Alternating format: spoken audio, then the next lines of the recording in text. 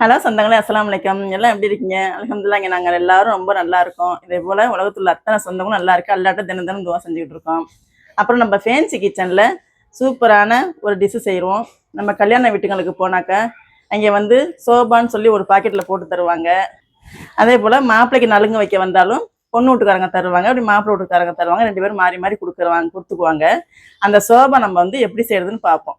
Sofa வேற, நீங்க sofa செட்டுன்னு நினச்சிக்காதீங்க. இது வந்து சோபா, இதுக்கு பேரு. அதை நம்ம எப்படி செய்யறதுன்னு பார்ப்போம். இங்க பாருங்க, இதுதான் நாங்க செஞ்சு வச்சிருக்கோம்.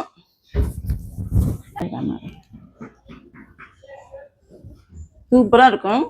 இது எப்படி செய்யறது பார்ப்போம். இதே போல் நீங்களும் உங்க வீட்டில் செஞ்சு சாப்பிட்டு பாருங்க. இப்போ இந்த சோபா செய்ய 1/2 கிலோ கோதுமை எடுத்துருக்குறோம்.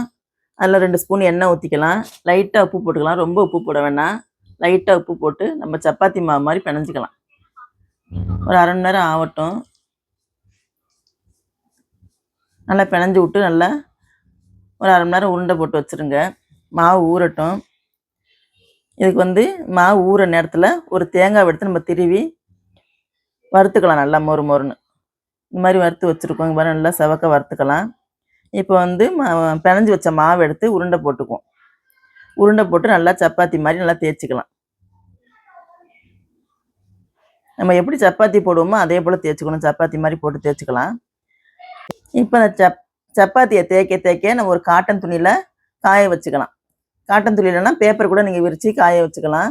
ஒரு 1 மணி நேரத்துக்கு காயட்டும்.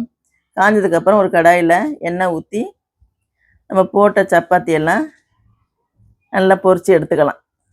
இதே மாதிரி செவக்க பொரிக்கணும். எல்லா சப்பாத்தியும் பொரித்து எடுத்ததுக்கப்புறம் நல்லா உடச்சி போட்டு மிக்சியில் போட்டு நல்லா நுணுக்கிடுங்க. பவுட்ரு ஆக்கிடணும்.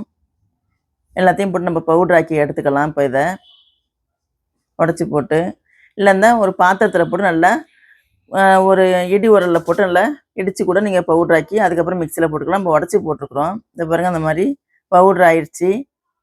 இதே போல் எல்லாத்தையும் பவுட்ரு பண்ணி போட்டுக்குவோம்.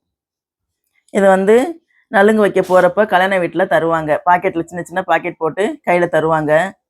ரொம்ப சூப்பராக டேஸ்ட்டாக இருக்கும்.